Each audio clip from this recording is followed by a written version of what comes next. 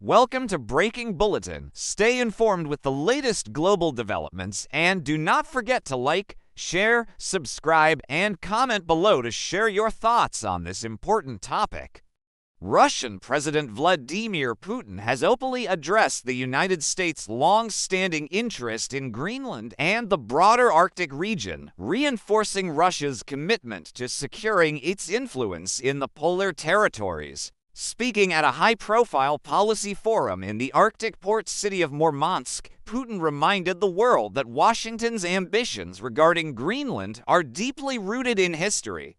According to him, the United States' attempts to gain control of Greenland stretch back to the 19th century and resurfaced after World War II when Washington formally offered to buy the mineral-rich island from Denmark. His comments were in response to recent debates sparked by former U.S. President Donald Trump's controversial proposal to acquire Greenland, an idea that was met with resistance from both Denmark and Greenland's local government. While Trump's suggestion was widely dismissed as unrealistic, Putin emphasized that such interests are not merely the whims of a single administration, but part of a systematic U.S. strategy. It can look surprising only at first glance, and it would be wrong to believe that this is some sort of extravagant talk by the current U.S. administration, Putin said. He asserted that Washington will continue pursuing its geostrategic, military, and economic objectives in the Arctic, a region that has gained increasing global significance due to its untapped resources and emerging trade routes.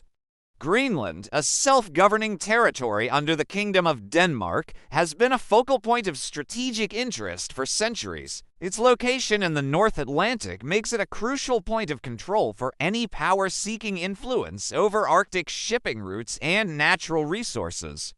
The history of geopolitical interest in Greenland dates back to the early 19th century, when the United States first explored the idea of incorporating the island into its territory. During World War II, the U.S. established a military presence in Greenland to protect it from potential German occupation. After the war, in 1946, the Truman administration made a formal offer to purchase Greenland for $100 million in gold, which Denmark rejected. Despite this, the U.S. maintained its strategic interest in Greenland, eventually securing the Thule Air Base, which remains a key component of its Arctic defense strategy. As climate change accelerates the melting of polar ice, new shipping lanes are opening up, providing strategic access to resources such as oil, gas, and rare minerals. These developments have intensified global rivalry over the Arctic. Vice President J.D. Vance, along with his wife, is scheduled to visit an American military base in Greenland as part of a diplomatic visit. However, their trip has been scaled back following backlash from Greenlanders and Danish officials who remain wary of U.S. intentions in the region. On Thursday, Putin highlighted his concerns regarding NATO's increasing presence in the Arctic. He accused the alliance of viewing the far north as a potential conflict zone and warned that Russia will not remain passive. "We are certainly concerned about NATO members describing the far north as a region of possible conflicts," he said. Putin particularly pointed out that Finland and Sweden, once neutral nations, have now joined NATO, further shifting the security balance in the Arctic. "Russia has never threatened anyone in the Arctic, but we will closely follow the developments and mount an appropriate response by increasing our military capability and modernizing military infrastructure."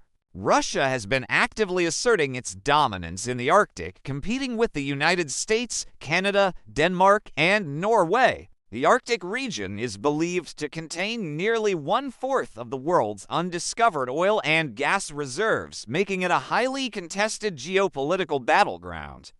Putin vowed that Russia would not allow any infringement on its territorial sovereignty and would take all necessary steps to safeguard its national interests while promoting peace and stability in the region. "We will not allow any infringement on our country's sovereignty," Putin said, reinforcing Russia's resolve. "We will reliably safeguard our national interests while supporting peace and stability in the polar region." At the same time, Putin struck a diplomatic tone, signaling that Moscow remains open to international cooperation in Arctic affairs. He acknowledged that greater geopolitical strength could open doors for broader collaboration, including with Western nations, if they are willing to engage in joint efforts. The stronger our positions will be, the more significant the results will be, and the broader opportunities we will have to launch international projects in the Arctic, he stated. This could involve countries that are friendly to us and possibly even Western nations, if they show interest in joint work. I am sure the time will come to launch such projects. Kirill Dmitriev, head of the Russian Direct Investment Fund and Putin's envoy for international investment, echoed this sentiment. Dmitriev, who has been involved in high-level discussions with U.S. officials, suggested that Russia and the United States could still find common ground in the Arctic, particularly in the energy sector. We need joint projects, including in the Arctic and other regions, Dmitriev stated, indicating that economic interests could potentially override political differences. As the Arctic emerges as a key geopolitical theater, global powers are racing to stake their claims in this resource-rich and strategically vital region. With rising military tensions, economic competition, and environmental challenges, the future of the Arctic remains uncertain. What are your thoughts on the growing competition over the Arctic? Do you think cooperation is possible, or is conflict inevitable? Let us know in the comments below, and do not forget to like, share, and subscribe to Breaking Bulletin for more in-depth analysis on global affairs.